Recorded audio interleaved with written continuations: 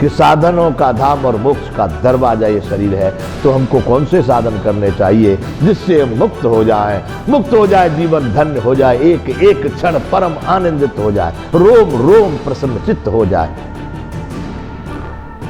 तो कौन से साधन है?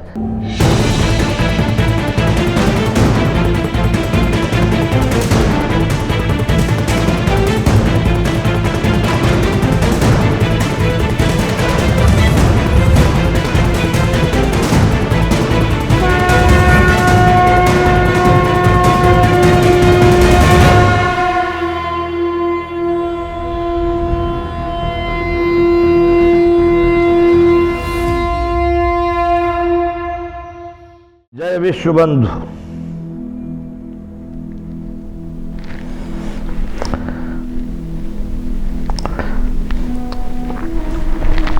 आइए विश्वबंधुओं, विश्व भारती यात्रा में हम फिर विश्व की स्थिति पर चिंतन कर रहे हैं, चर्चा कर रहे हैं, विकास या विनाश। विकास ही विनाश। मेरा तो अपना अनुमान यही है कि जो बना सो बिगड़ा, इसलिए उतना ही बनाना चाहिए जिसके बिगड़ने से हमारा कोई व्यक्तिगत मानवीय प्राणियों की प्राकृतिक हानि न हो। फिर भी मानुष अपनी मौज में, अपनी तानाशाही में, अपनी विलासता में, अपने अहंकार का दुरुपयोग करके कहीं चलता है तो मानुष की मौज है।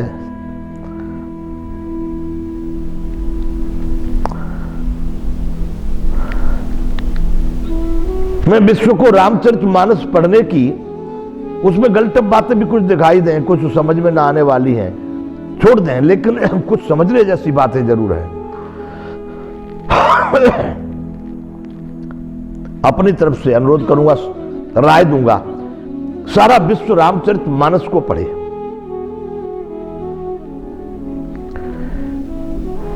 वहां एक प्रसंग राम जी का बताया है। राम जी के शब्दों में एक प्रसंग का वर्णन आया है कि बड़े भाग्य,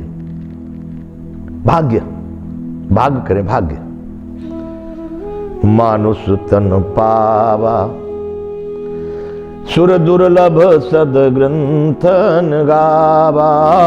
बड़े भाग मानुष तन पावा, साधन धाम मोक्ष कर द्वारा। पाए न जेहि परलोक संभारा। अर्थ इसका ही होता है बंधुओं कि बड़े भाग्य से मनुष्य का शरीर मिला है, देवताओं को भी ये दुर्लभ है, ऐसा सदग्रंथों ने बताया है। ऐसे साधनों के धाम और मुक्ति के दरवाजे, ऐसे दुर्लभ शरीर को पाकर के भी जिसने अपना भविष्य नहीं सुधार लिया, परलोक नहीं सुधार लिया, उसके लिए कहा गया है, याद रखना बंधु, इस बात को क्यों सुना रहा हूं, कि सो परत्र दुख पावहे, सिर दुन दुन पछताए। कालय कर्म ईश्वर है, मिथ्या दोष लगाए। हमारे यहाँ बंधुओं कोई घटना घट जाती है, कोई एक्सीडेंट हो गया, कुछ खराबी हो गई, तो लोग कहते हैं क्या करें भाई, हमारे भाग्य में ऐसा लिखा था, समय बलवान है साहब, समय ने ऐसा कर दिया। अरे ईश्वर की इच्छा भाई, भगवान की मर्जी। मिथ्या वहां पर कहा गया कि इनको झूठा दोष लगाता है, वह अपने कर्मों का भागीदार स्वयं ही है, उसको अपने कर्मों का दंड अच्छा बुरा मिश्रित भोगना है, लेकिन वो भगवान को, काल को और कर्म को दोष झूठा लगाता है। बंधुओं, ये बात मैंने इसलिए सुनाई है कि साधनों का धाम और मोक्ष का दरवाजा ये शरीर है, तो हमको कौन से साधन करने चाहिए जिससे हम मुक्त हो जाए, जीवन धन्य हो जाए, एक एक क्षण परम आनंदित हो जाए, रोम रोम प्रसन्न चित्त हो जाए। तो कौन से साधन है? वह साधन वो होंगे कि जिस विलासता को छोड़कर इस धरती माता को, जल पृथ्वी वायु आकाश अग्नि को प्रदूषित न करके, इनका सदुपयोग करके, इनकी पूजा करके, इनके सामने समर्पण करके हम उस तत्व को पा सकते हैं। अब तक हमने सूक्ष्म में धरती माता के विषय में बताया कि तुम्हारे विकास में तुमने इस माता को क्या दिया है और माता की क्या स्थिति है, ये तुमको बताया। अब देख लो थोड़ी जलराम के विषय में समझ लो। जल ही जीवन है। क्या है?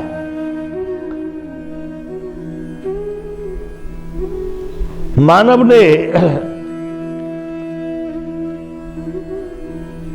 कृत्रिम जल बरसात करने की भी सामर्थ्य प्राप्त कर ली है।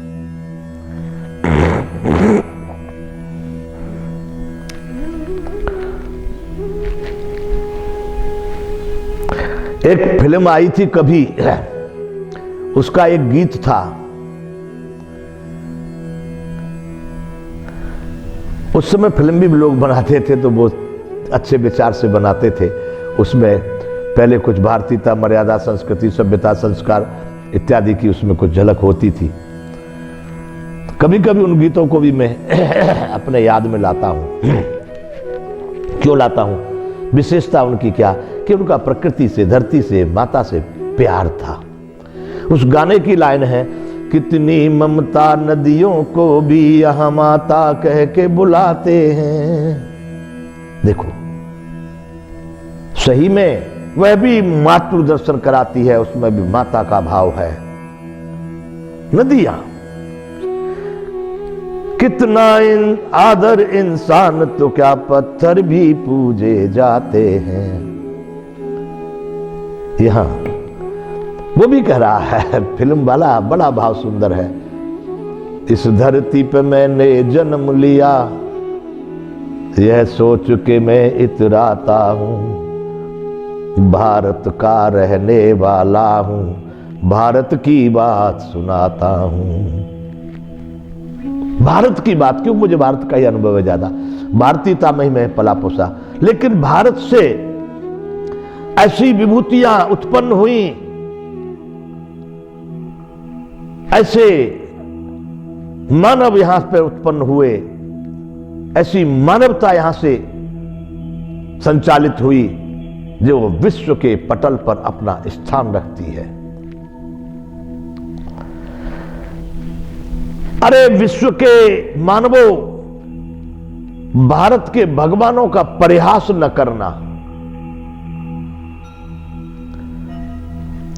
मैंने कभी कभी कहीं कहीं लोगों से टीवी वीडियो ऐसे वैसे माध्यमों से सुना है कि हाँ मनुष्य भी भगवान होता है क्या। कुछ लोग की धारणा ऐसी है कि भगवान कभी शरीर नहीं धारण कर सकता। मैं उनको चैलेंज करता हूं कि भगवान शरीरधारी ही भगवान होता है, और वो ये भारत भूमि है जहां पर भगवान हमारे साथ आके खाता है, पीता है, बैठता है, बोलता है, लड़ता है, झगड़ता है, खेलता है, सब करता है। नहीं कर पाए और दूसरे मानव इस प्रयोग को सिद्ध नहीं कर पाई कहीं की मानवता उस निराकार परमात्मा को साकार, वो इस भारत भूमि ने किया। हिमालय जिसका मस्तक, हिंद महासागर जिसके चरण धोता है, ऐसी भारत माता को कोटि कोटि वंदन मैं नहीं बल्कि यहां का हर प्राणी करता है।